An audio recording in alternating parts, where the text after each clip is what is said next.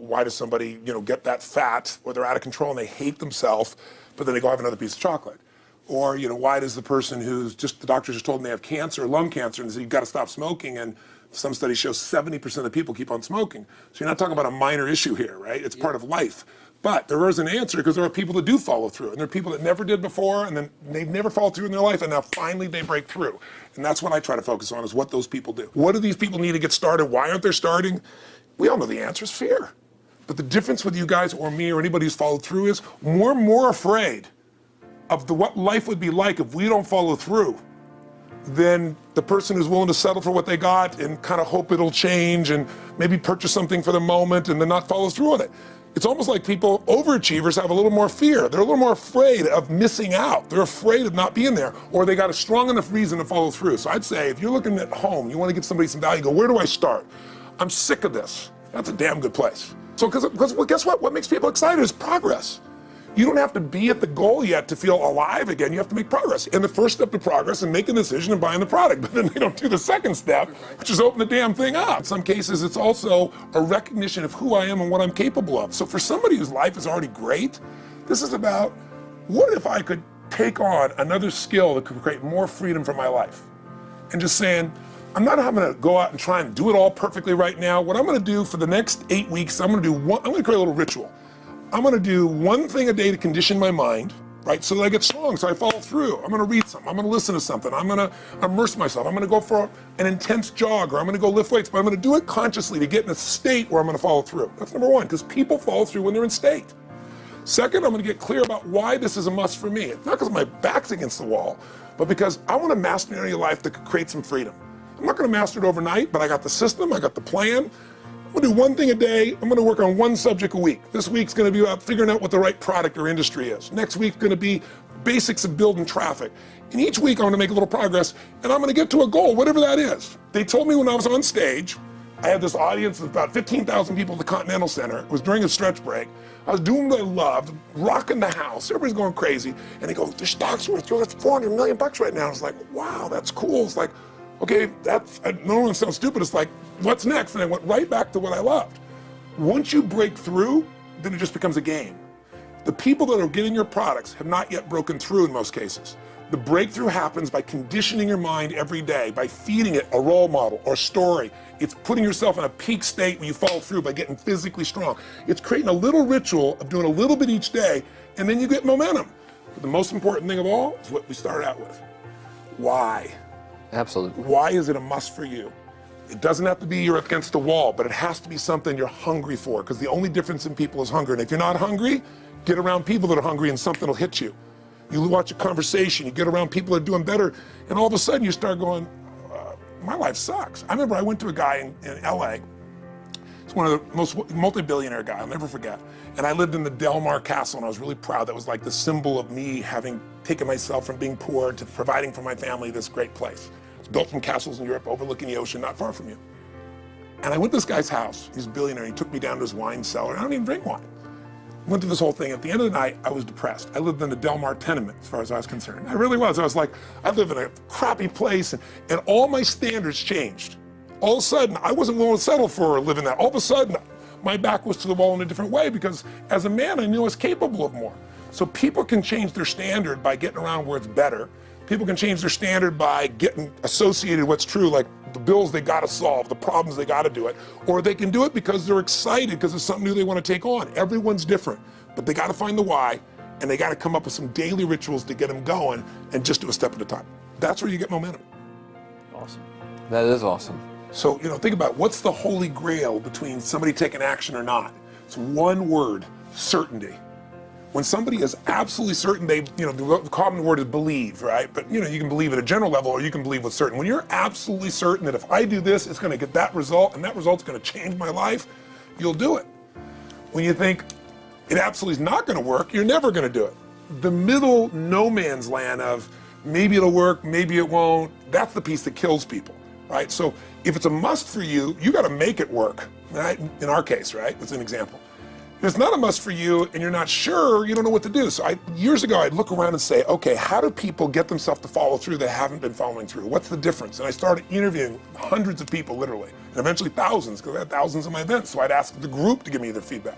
And I came up with this model. It's like the holy grail of belief, or the holy grail of momentum. It's like the difference between what makes the rich get richer and the poor get poorer, right? And the difference we all know is mindset, but like, how's that built? So this is what I did. I created these stupid little 4 little boxes, and I'll scribble it here for you. You think about the first thing that determines whether you can do something or not, and I put that in this first box at the top here on the left side, and it's potential. Like, what's the potential of a human being? Like, when you guys started, you proved something no one had done in history. You ran the 4-minute mile, right? For golly knows how many centuries, they're trying to run a 4-minute mile. Roger Bannister does it. How did he do it? Do you remember? You did it in this industry, right? You made $1 million in a day. No one had ever done that in history, right? After you did it, a bunch of other guys are doing it because it became possible. Roger Bannister didn't just go physically practice. He made a shift in his head. He practiced in his head because he could never achieve it physically, so he had to change in his head first so that the result became certain enough he believed it, and then his body got him through. After Roger Bannister ran that 4-minute mile, within 2 years, 37 people ran a 4-minute mile. Wow. When no one in history had ever done it. Now here's how it works. The potential for anybody getting your product is extraordinary. They could do what you've done as much, more or less. They can do whatever they want to do. The potential's there. The market's proven that. Whether or not they tap into potential has a lot to do with what action they take, which is the question you came to me with, right? Like, you know, God, they all have potential, but they're not taking action. And we all know that the action they take is going to determine the results they get. That's pretty obvious. So most people have a belief about what their real potential is no matter what you tell them. And that affects how much action they take. And of course that affects the result. And then ironically, that result reinforces their belief. And then that belief affects it. So I'll give you an example. Let's say a person has unlimited potential, we all agree. But they take little action, little results. Why? Because they have to start with a problem with their belief. They don't believe it's really going to happen for me. Maybe for Frank Kearns because he's got the cool hair and stuff, or maybe it's for you because you're so driven, but it's not me. Maybe Tony Robbins because he's a freak, got these big teeth. Whatever their thought process is, right? They got this thing, right? But what happens is, if you believe that there's very little potential, how much action are you going to take? Nothing. Nothing, little. And when you take little potential with a little action, what kind of results do you get? Lousy little results. And when you get little results, what does that do to your belief? You go, see, I told you this was a waste of time, told you this wouldn't work. And then what happens? You tap even less potential, you take even less action, you get even worse results, and your belief gets even weaker. And this sucker feeds on itself until you are in the downward spiral. It's poisonous. It's poisonous and it's self-fulfilling. Now, what if something could happen that could come along and fill you with a sense of absolute certainty? Not like I believe, but mean where you know. In you guys' case, mine as well, we knew because we had to. Because we burned the boats. There was no other option. We had to find a way. We weren't going to live that way. We all did it in different ways and for different reasons, but in essence, that was it. If you get yourself in a state of certainty that this is going to work, I'm going to find the way, and if this doesn't work, I will make the way, then you tap a lot more potential. And when you're certain in your potential, you take massive action. When you take massive action, you really believe in something, you get great results. When you get great results, your brain goes, see, I told you I was a stud. I told you this thing would work out. Now you're even stronger. You tap more potential, take greater action, greater results. That's how you went from $300 in a week to $2,500 in 5 days to $100,000 in a month to $1 million in a day. Same thing with you. And we get momentum. That's why the rich get richer and the poor get poorer. Now some people go out and they go, well, I'm going to take a bunch of action. All right, I'm going to open this product. I'm going to try it. And they'll say to you, I even did it.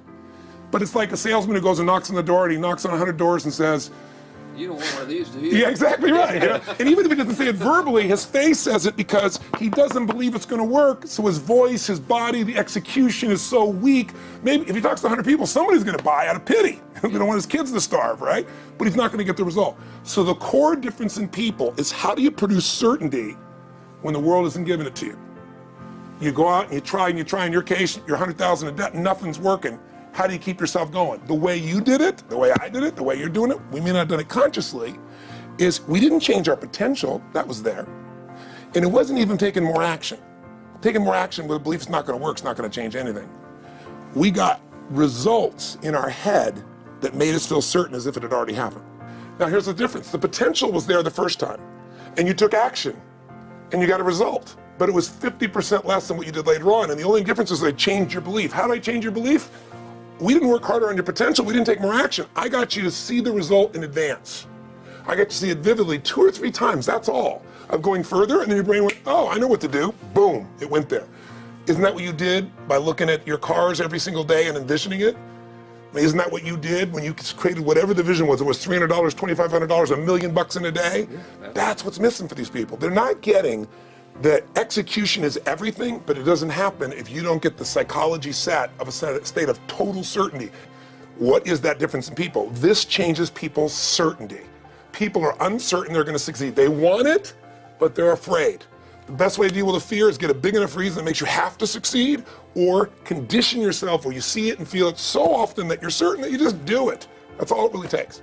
I'll tell you what, I worked with Andre Agassi in 1993, I think it was. He'd been #1, he dropped to 32nd in the world, and he was literally ready to quit with no exaggeration. His father was managing him, and he was so angry with his life, and he went through some, I think, wrist surgery at the time, and he's working on his swing, and he was dating Brooke Shields at that point. They weren't married, not his current marriage, obviously.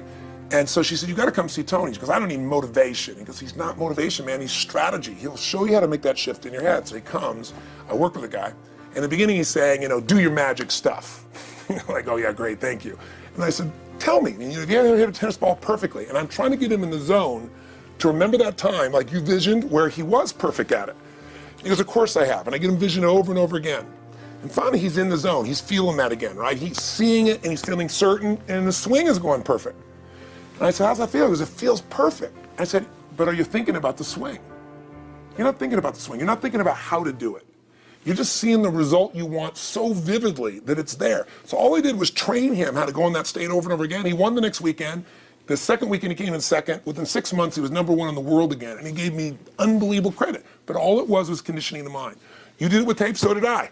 We were just talking about this earlier, Pam and I used to go when I was 17 years old down to downtown Los Angeles, this place called Night Education, K-N-I-G-H-T, like at the night.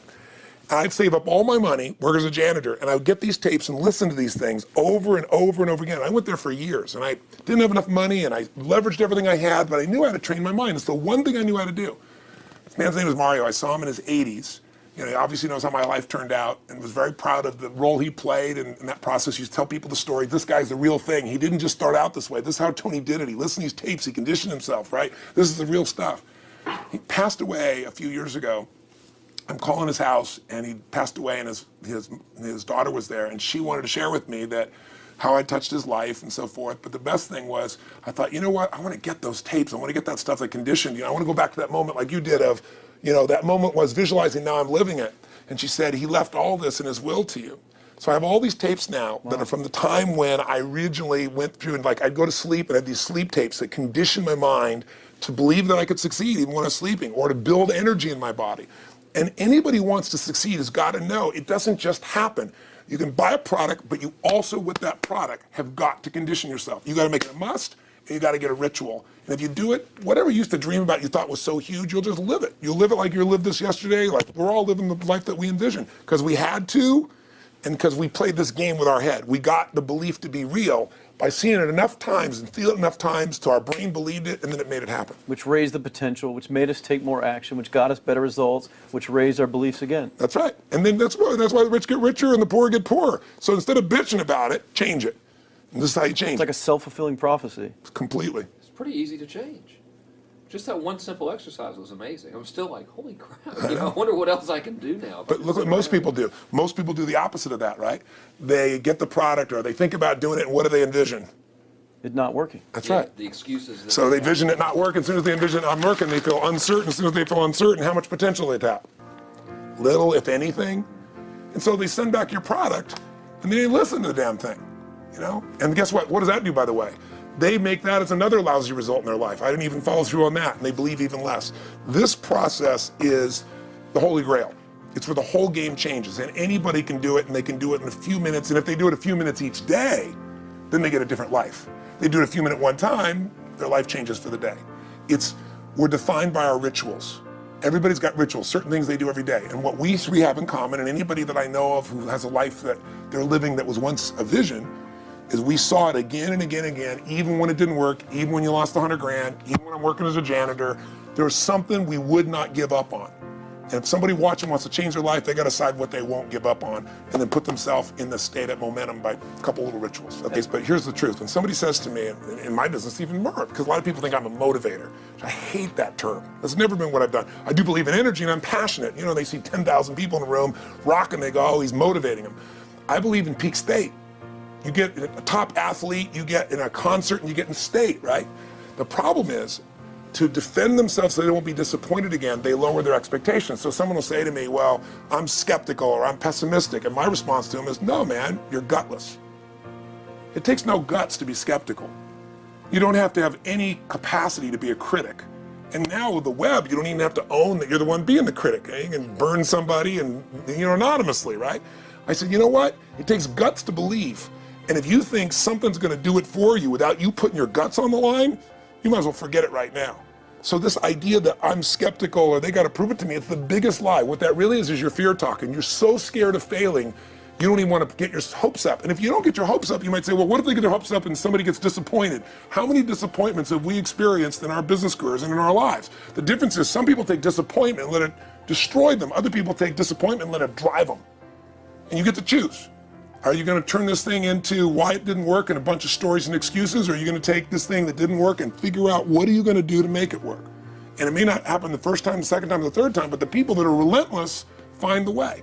And it's the common denominator in all these guys that are kind of our friends or family, money masters, the new money masters is they all did it with will. Nobody here inherited this stuff. Everybody figured it out. And keep figuring it out. And it's going to keep changing.